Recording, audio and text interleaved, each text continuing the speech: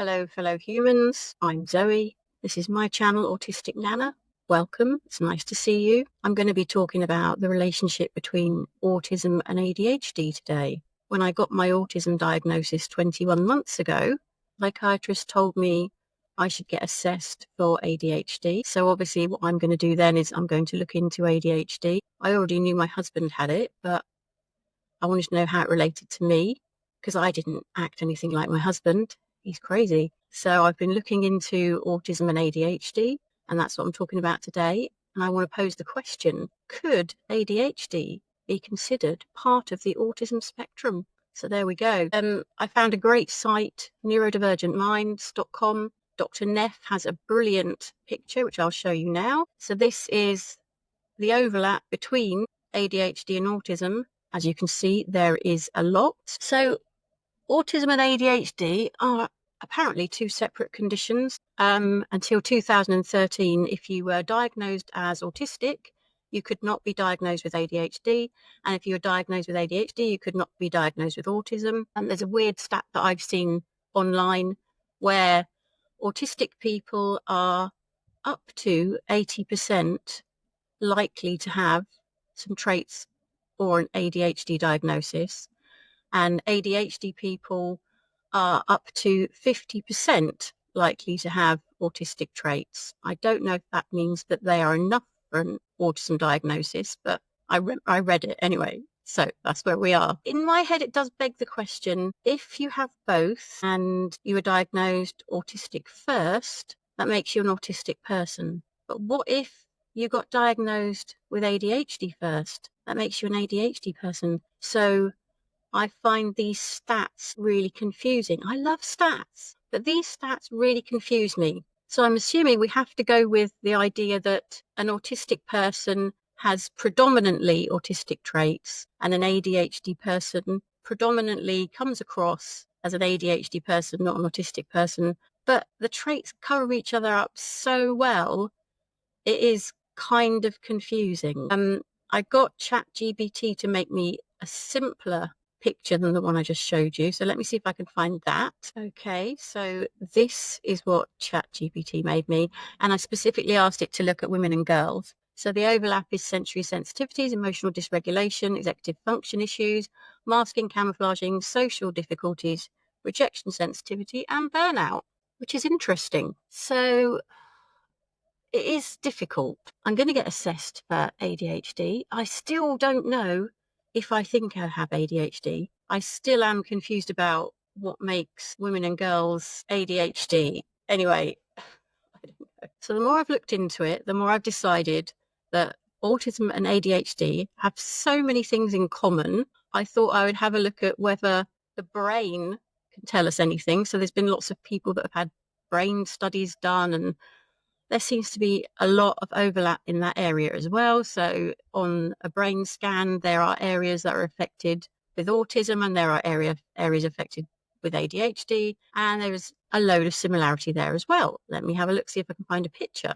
So looking at the overlap again, you can see that sensory sensitivities overlap, executive function struggles overlap, and processing social situations has some overlap. Brain scans also show these overlaps. So it's not just traits. It's not just traits we're talking about. It's shared brain wiring. So you'll have to forgive me while I read this bit because I did a bit of research. I haven't memorized it all. I'm going to have to put me proper nana glasses on now. So hold on a moment. Okay, right. So there's shared symptoms and overlap, okay? But they don't always manifest in the same way. So I think this is quite important. So if we look at the symptom area of attention and focus, in an ADHD person, they'll be inattentive or easily distracted. Maybe I might be one of those. I'm not sure. In an autistic person, they may hyperfocus or ignore stimuli. So that is definitely true. So the shared characteristic here is an atypical attention regulation. Okay? Right. In social interaction, ADHD may have impulsive or poor turn taking. Autistic people, social withdrawal, difficulty with cues. Okay, so the shared characteristics here are social communication challenges. Executive functioning. Okay, ADHD, disorganized, forgetful. Autism, difficulty with planning and flexibility. So they're the shared characteristic. Executive dysfunction, symptom area, hyperactivity, impulsivity, ADHD, fidgeting, impulsive behavior, autism, anapia, hyperactive or rigid. The shared characteristic then is difficulty with self-regulation. Okay, so an autistic person might be stimming. An ADHD person might be jiggling their leg, which could be considered stimming, surely. Okay, next bit. Sensory sensitivities. In ADHD, they are sometimes present.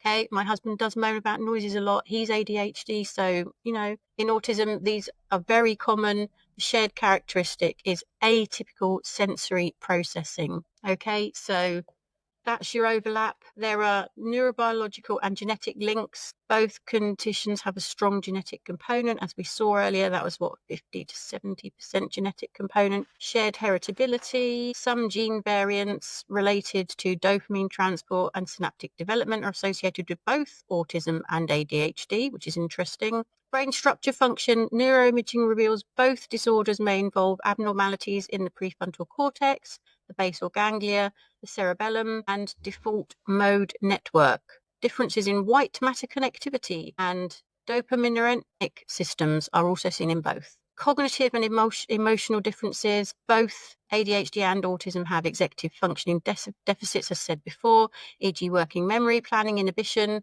emotional dysregulation, outbursts, mood swings, theory of mind difficulties. So it's more pronounced in autism, but it can be hard to work out what other people are thinking or feeling, especially when you don't understand body language. ADHD individuals are more likely to externalize their behaviors, and autistic individuals are more likely or are viewed as internalizing their symptoms. Obviously, this is a generalization. It doesn't apply to everybody. Diagnosis and differential challenges. Diagnosing one disorder in the presence of the other is complex. I think we've established that already. I think when you're experiencing it, you can't even diagnose it in yourself. So I don't know how somebody's supposed to work it out from the outside, but I guess that's their job and that's what they're trained in. Okay, so there are medicines for ADHD. There aren't medicines for autism. So if you've got ADHD, you might be offered stimulants. I don't think autistic people can tolerate stimulants very well. So if you do have both and you want to try and treat the ADHD, that might make it a little bit difficult. You can take medication if you've got autism and it causes anxiety, but that's an anxiety medication. Yes, functioning and life impact. That's an interesting one that I looked up earlier. Greater functional impairment than those with either condition alone. So that's good to know, isn't it? Higher risk of academic difficulties, social isolation, bullying, and mental health issues. Depression and anxiety. Here we go again. So there's a need for multidisciplinary support. So therapy. Then you have to go somewhere new and speak to a stranger. Have a problem with that. Educational accommodations while you're at school. Well, I'm old. We didn't have things like that when I was at school. So there you go. Vocational training. I think that is a good one, actually, especially for ADHD people. If they can do a vocational training course. If that had been around when my husband was young, I think he would definitely have benefited from that. Unfortunately, at that point, Margaret Thatcher had taken that away, so he didn't have that option, unfortunately. Some researchers propose that ADHD and ASD exist on a neurodevelopmental continuum, not as entirely separate categories. That was my theory. I thought I made that up. I didn't make that up. People are looking into it already, apparently. Others highlight the importance of maintaining distinct diagnostic labels. Okay, so there's a bit of a disagreement there, but, what can you do? Emerging areas are the role of environmental factors, RFK Jr. will love that, and neurodiversity movement perspectives which promote acceptance and support over pathologization. There you go, it's a word. Clinical implications, early and accurate diagnosis is essential to tailor interventions. Okay. Early and accurate diagnosis. I don't think that really counts when you're 54, does it? No. And actually, if I do get an ADHD diagnosis, that'll be a week before I'm 56. I don't think that counts as early, accurate diagnosis either. Individualized treatment plans. That doesn't exist when you're an adult, does it really? Careful monitoring to avoid over or underdiagnosis, especially in girls, ethnic minorities, etc., etc. So that's what I wanted to add there. Thanks ChatGPT for doing my research for me. Brilliant. Anyway, let's continue talking about it is shared brain wiring. So as you can see, there's a lot of overlap, which is adding to my confusion, shall we say. If you are interested in this topic, and I'm not doing that great a job of it, I can recommend that you go to the website neurodivergentminds.com. Dr. Neff does an amazing job of explaining all this. I'm going to refer to one of her diagrams again now, so hold on a moment. And here's her other diagram. So she actually shows the percentage overlap range between 22 and 83%, which is a really big. So I think we can see from looking at this, there is a huge overlap, and it makes a lot of sense that in 2013, they changed the DSM to say that you could have a dual diagnosis. So the term AUdHD has been created to encompass a dual diagnosis of ADHD and autism. There's a huge amount of genetic factors listed. So the estimate here is 50 to 72% overlap of genetic factors. As I say, I don't know where they get these stats from, and these stats are so broad ranging, it makes it really difficult to answer the question, is ADHD truly a separate condition from autism? I mean, I'm sure there are lots of people out there that think they just have ADHD, and I'm sure they do just have ADHD.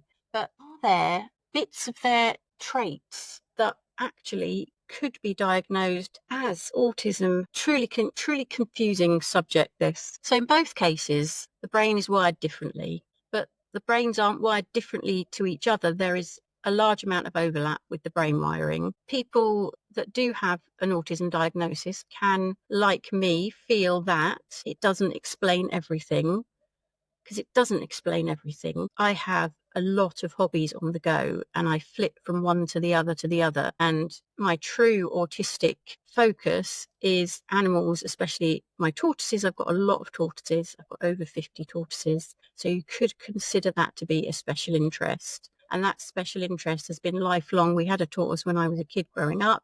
And when I moved out, I got tortoises of my own, and it just went from there. But I have hobbies that I go for. I go for a phase of reading a load of books. I'll go for a phase of doing a lot of crochet. I have crochet behind me. I'll go for a phase of doing sketching. I'll go through a phase of painting. I suppose that is technically different to sketching. I'll go through baking phases. As a kid, I used to make candles.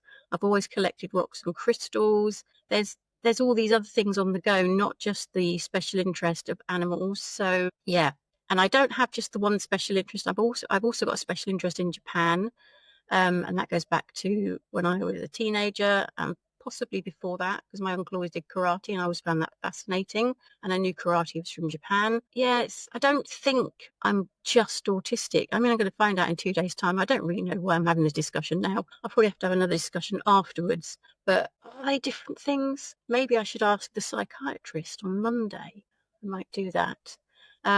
Anyway, let me know your thoughts. Do you think autism and ADHD should be categorized completely separately? Is there enough overlap to warrant them being considered part of the spectrum, the color wheel? Are they just different parts on that image? So there's some traits over here that are autistic and some traits over here that are ADHD, and could they be incorporated into one colour wheel? I don't know if anyone's done that. I might have a look for that as well. I'm very interested in this topic. I don't know how it's all going to turn out. I don't know if there's neuroscientists looking into this as I'm speaking to you now that can give us some answers, because I'd really like to know the answer to this question. Put your thoughts below. Thank you for putting up with me. I'm sorry for the rambling, but Autistic Nana does ramble, and I can only apologise about that. Maybe that's a sign of ADHD too. Anyway, take care. Hope to see you again. Goodbye.